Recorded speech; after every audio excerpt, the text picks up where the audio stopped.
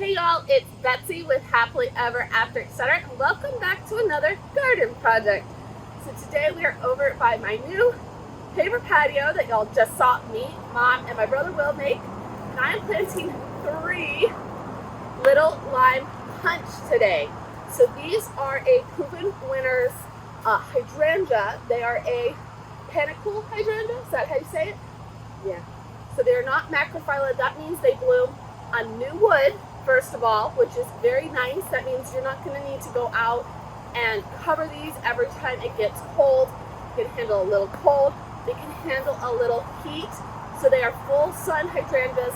Even in our hot Alabama weather, we are in zone 8B. My garden center said that these babies could handle the sun, and they were out in their full field with the rest of their shrubs. They were not under any cover, and you can see they are still beautiful, beautiful blooms. So they come out in a light green bloom. They go to white. They start to fade to pink, and then they mature at the end of the season to a deep reddish maroon.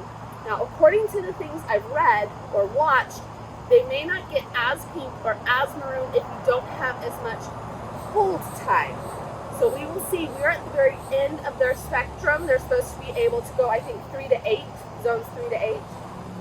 We are 8B, yes, and we are 8B. So we are at the very hottest part of their range.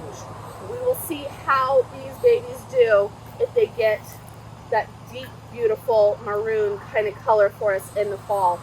But even if they don't, the videos Mom and I watched about them, Mom got one as well, they started blooming midsummer, came out with the buds and then the blooms, and they kept their buds all the way through August and into September. Their blossoms, their flowers.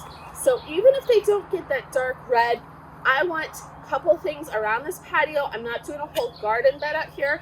These get 3 to 5 tall and wide that will have flowers for a large portion of the summer and into the fall, and have a large statement without needing a large area of plants. These babies should hold their own. So I have put 3 of them around the little patio. You can see the bricks will be going soon, but Mom got me this bar cart. That's what we're calling it. It's a large cart that I'm going to be using for serving things on the patio, since the table is too small to hold anything other than drinks and plates.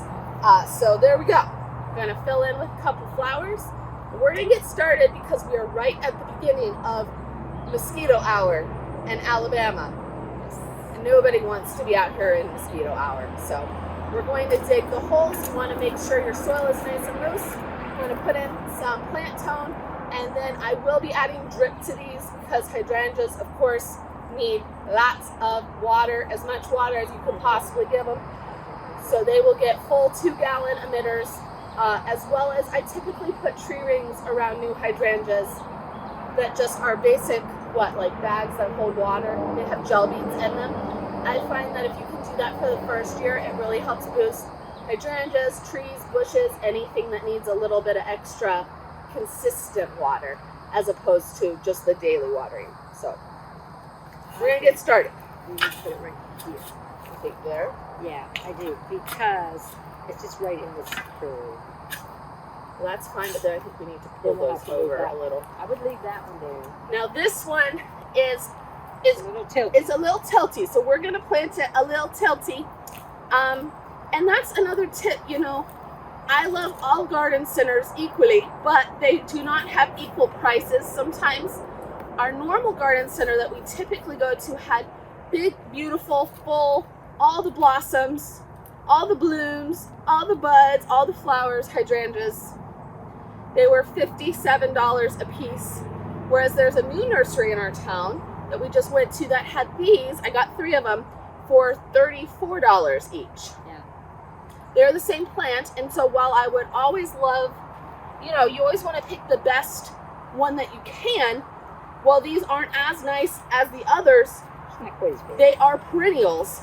They will come and fill in and be just as big next year. So I got 3 for the price of 2 at the other place. A lot of times I get smaller plants because I know they're going to grow. And left, well, you always want to start with the biggest, prettiest option available. Sometimes buying the slightly smaller plant means it will acclimate a little better. That's Sometimes true. a bigger plant will struggle a little more to put down roots and support the whole canopy of the plant in a new location. I've got the auger and the pink shoveler if you want.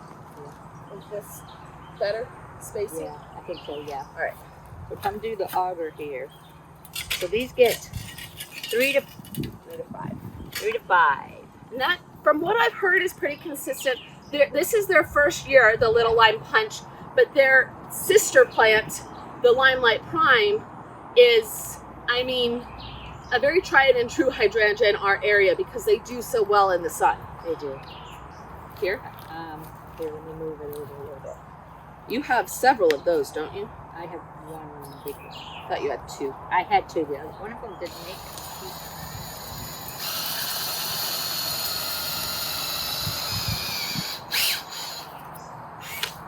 One day I will get a big fancy auger, but until then, this one works pretty well. Yeah, it does.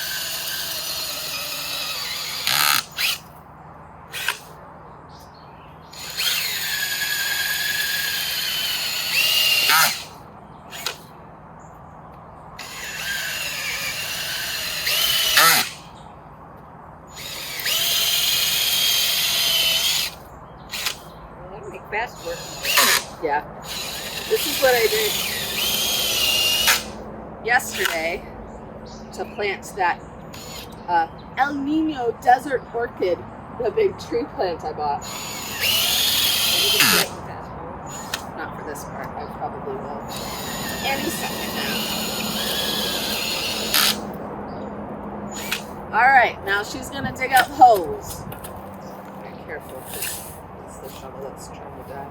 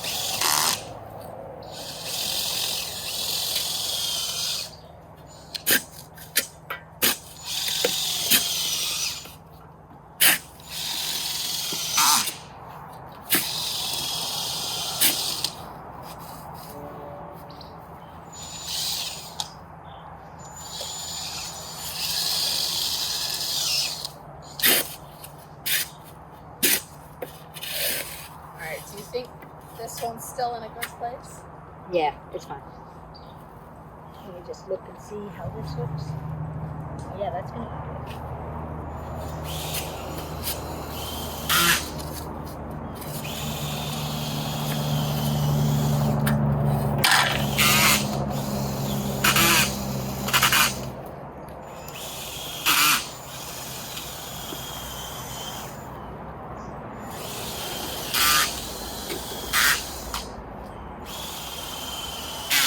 How does that look?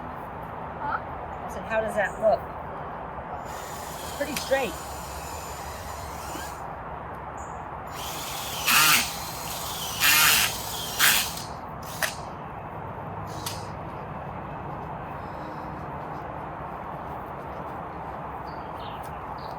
Here. Look at it. It's pretty straight. Yeah, but I think the front needs to be more this way. The what? Like the blooms need to go more this way. I can turn it. Yeah. But now it's too far. A little more back the other way.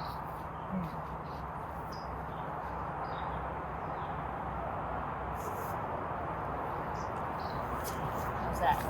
This is the front towards me.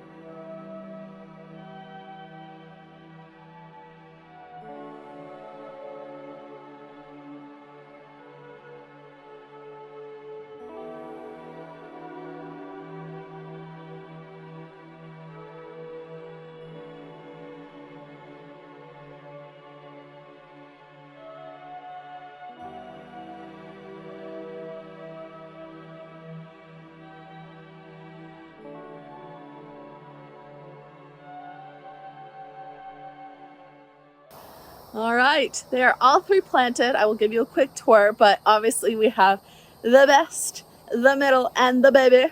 I love them. I love this whole area. It's shaping up to be so pretty, and I cannot wait to see how these grow in next year especially. But let me give you a close-up of the blooms. They are definitely a panicle cone-shaped bloom. You can see that the brand new ones that come out are this like citrusy lime kind of color, and then they start to fade to this white, and we will give you an update on if they turn the blush and the maroon. There we go, a second one.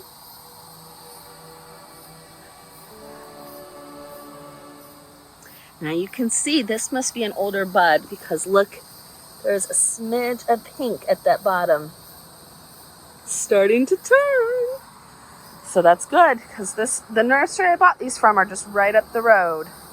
And then last, down the dirtlands, through the weeds, are no bloom, no bud baby, but that's okay. Hopefully we will still get a couple buds on here yet, but either way, I think this is going to be pretty. And if they do get 5 feet wide here, they will be gorgeous. We're going to go ahead and go plant this purple pillar Rose of Sharon by the house, and then we'll call it a day. Mom, the weed eater, is hard at work, and I love my new little lime punches. Bye, y'all.